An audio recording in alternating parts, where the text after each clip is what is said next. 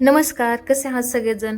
तर तुमचे स्वागत आहे संध्याच लाईफ ऑल इन वन या चॅनलवरती. आणि आज आम्ही जाणार आहे अक्कलकोटला स्वामींच्या दर्शनासाठी. तर कसं आहे ना, आज संडे पण होता, मुलाला पण सुट्ट्या आहेत, तर चला म्हटलं जरा फिरणं पण होईल. पण झालं काय, आज थोडा उशीरच झाला, ऊन पण भरपूर झालं होतं. तर त्याच्यासाठी अगोदर गाडीमध्ये म्हटलं पेट्रोल भरावं, कारण की परत काय तरी यामुळे प्रॉब्लेम नको. तिथे थांबलो तर तिथलं वातावरण बघा किती छान आहे. एवढं थंड वाटत होतं, ऊन एवढं होतं पण तिथं थंडगार हवा लागत होती. खूप मस्त वातावरण होतं तिथलं, हे बघा बघू शकता तुम्ही. त्याच्यानंतर आम्ही निघालो आहे. तर चला कंटिन्यू करा. आता आम्ही हे बघा, तुम्हाला पाठीमागचा परिसर कसा दिसतो बघा, एकदम ऊन करून होतं. आता वाटलं की बाबा खरंच सकाळी निघालो असतं ना तर बरं झालं असतं, पण ठीक आहे. तुम्ही बघू शकता किती ऊन आहे, आणि एवढ्या उन्हाच्या असं झळ्या लागत होत्या अंगाला, अक्षरशः नको वाटत होतं, पण जायचंच होतं. ऊन भरपूर असल्यामुळे आम्ही थोडं एका ठिकाणी थांबलो.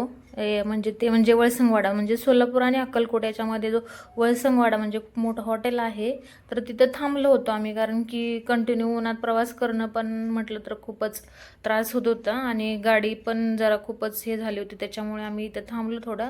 आणि तिथे थांबून थोडंसं आम्ही लस्सी घेतलो, बाहेर काय खायला नको म्हणून थोडं लस्सी पिलो. हे बघा खूप छान होतं इथं पण वातावरण, जरा म्हणजे थोडं थांबल्यामुळं जरा बरं वाटलं. आणि हे बघा तुम्ही बघू शकता, जर तुम्ही इथून जात असेल अक्कलकोटला तर तुम्ही एकदा नक्की इथं भेट द्या. खूप छान आहे आणि जेवण पण खूप छान मिळतं. तर तुम्ही नक्की इथून जर जात असेल किंवा इथून प्रवास करत असाल तर प्लीज एकदा इथं भेट द्या. खूप मस्त असं जेवण भेटतं इथं. तर ठीक आहे. त्याच्यानंतर आता आम्ही थोडं लस्सी पिलो.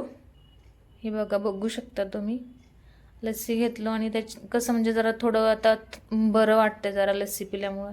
तर चला करा कंटिन्यू. तर आता आलो आम्ही अक्कलकोटमध्ये. हे बघा म्हणजे वातावरण खूप छान होतं. आणि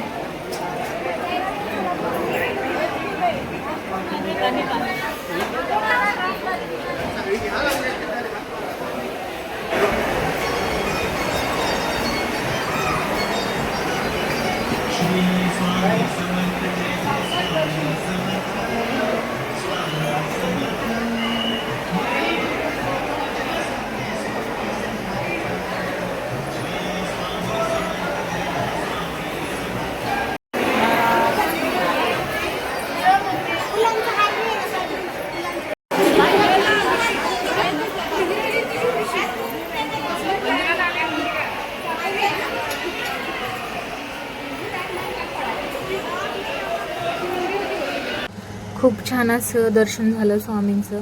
तर दर्शन घेऊन आम्ही बाहेर आलो आहे. तर शूटिंग अलाउड नसल्यामुळे मी काय तेवढं व्हिडिओ काढला नाही.